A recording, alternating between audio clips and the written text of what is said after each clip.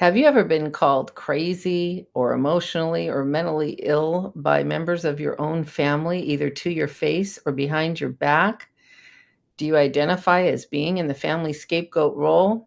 If you answered yes to both those questions, you won't want to miss in today's episode of Beyond Family Scapegoating Abuse. I'm going to be sharing an advanced preview of some of the research I just conducted, and this is one of the issues that I looked at. So if you want to hear more, I hope you stick around.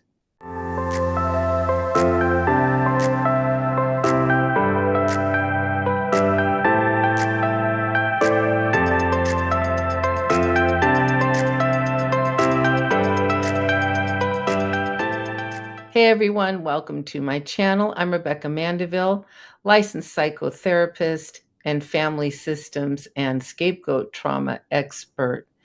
And those of you who have read my introductory guide on what I named family scapegoating abuse, or FSA, may already be familiar with this issue of being told you're crazy or mentally or emotionally ill, because I do discuss it briefly in my book. But I've been wanting for quite some time to conduct some research on this specific issue.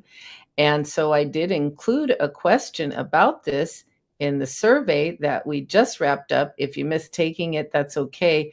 I'll be rolling out 2 more surveys before the year ends. The research I conduct is qualitative. It means that I'm looking at people's lived experience.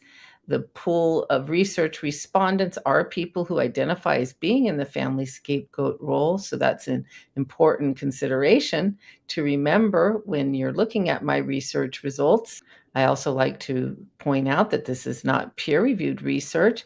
And before I dig into today's topic, I did want to announce that I do have channel memberships available now, and I am focusing on people's interest in my original research on family scapegoating abuse and family scapegoat trauma. And right now, there's 2 levels of membership that you are invited to explore.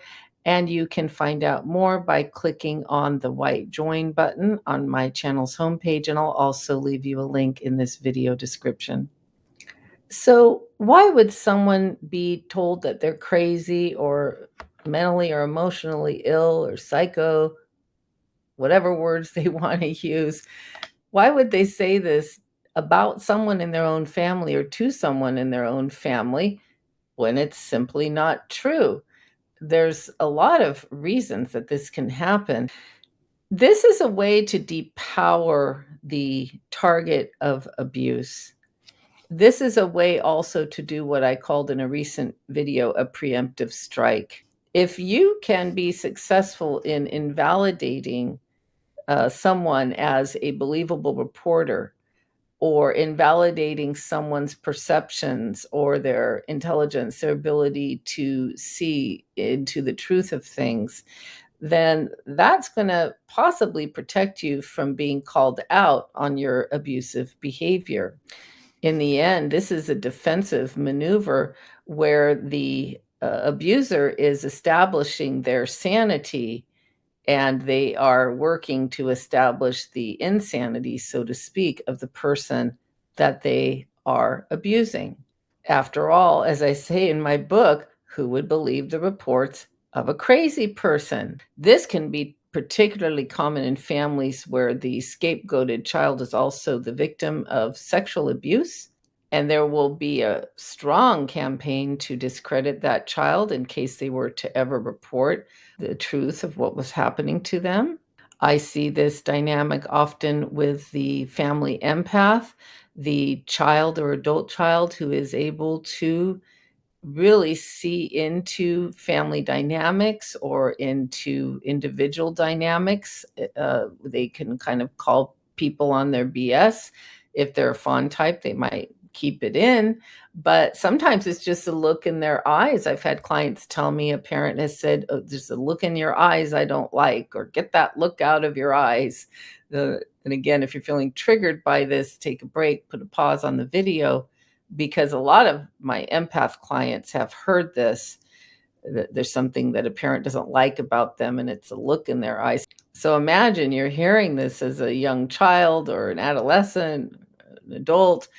It's a look in your eyes. Well, what are you supposed to do about that? This is how it starts. The scapegoated person is often the person making people in the family uncomfortable. This is how they become what we call in the family systems field the identified patient. And when the behaviors exhibited toward the identified patient reach a certain point, it's abuse. I knew that this was common. In a survey I had done a few years ago, I had addressed this question a little bit differently than how I did in my most recent survey. But in that survey, I didn't divide it up into specifics in regard to was it to your face or behind your back, etc. So right now, I'd like to look at a graphic with you that is a compilation of item 4 on my most recent survey, and we can go over that. So let's look at number 4 together. This is a slide from my final research results, and let me read it to you. One or more members of my family of origin have called me crazy, mentally ill, or emotionally ill when there is no evidence that this is the case. And 370 of you, that's 40% of you who took this survey, said, yes, that has happened, and it was right to your face. 295 of you said that this had happened, but it was behind your back via a smear campaign. And that is 32% of the survey respondents. I see that often with a covert narcissistic parent or dominant sibling, and they will get that story out about you, especially if they have been behaving abusively towards you, whether covert or overt. That's what I call the preemptive strike, getting that story out, getting that scapegoat narrative out via the smear campaign. And in fact, a few weeks ago, I did a video on the covert narcissistic parents preemptive strike, so you might want to check that out. 183 of you, 20%, said you suspect this is happening, but you can't prove it. 45 of you said in the past this happened, but not now. That's 5%. And 28 of you said not that you're aware of, and that was 3% of the survey respondents.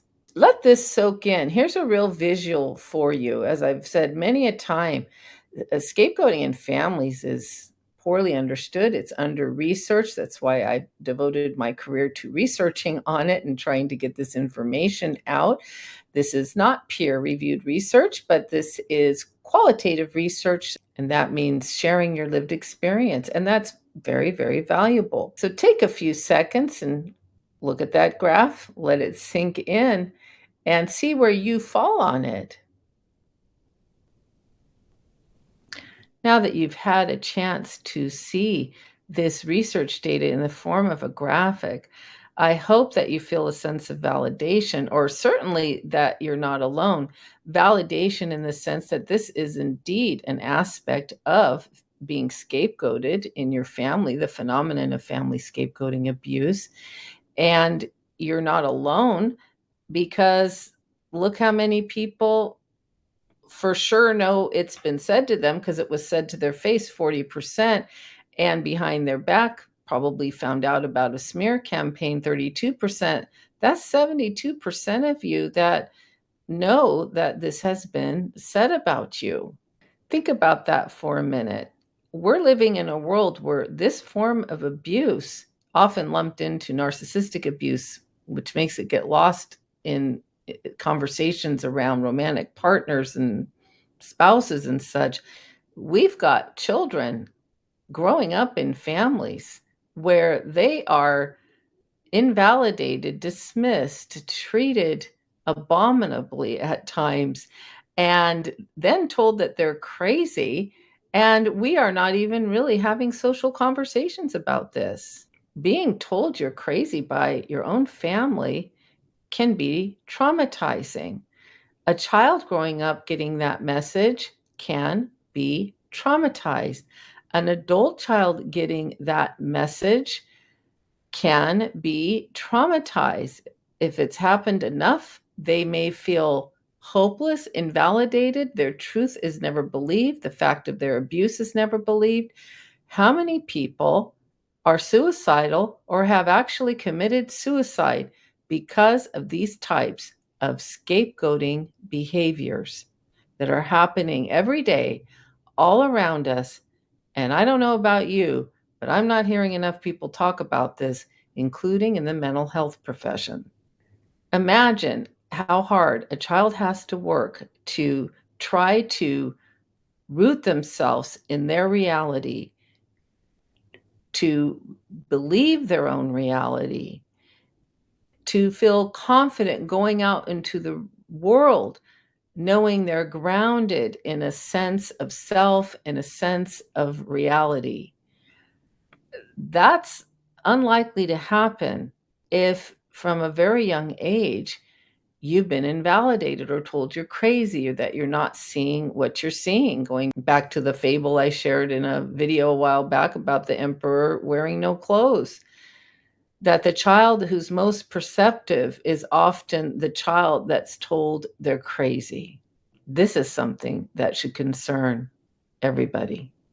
I'm always in great admiration of the people I hear from, including here on YouTube, and the clients that come to me, and they have literally crawled their way through a maze or a carnival funhouse of distorted mirrors, knowing that everything around them was twisted and distorted, and it may have taken them years or decades to finally figure out that they grew up in such twisted, distorted realities. They never really had a chance of feeling safe and grounded and rooted in truth and in their truth. The fact that adult survivors of family scapegoating abuse can pick themselves up and sometimes crawl down the road, hopefully one day begin walking down the road, find information wherever they can, including here on YouTube, and do all they can to help themselves recover from this terribly insidious form of systemic abuse, family abuse.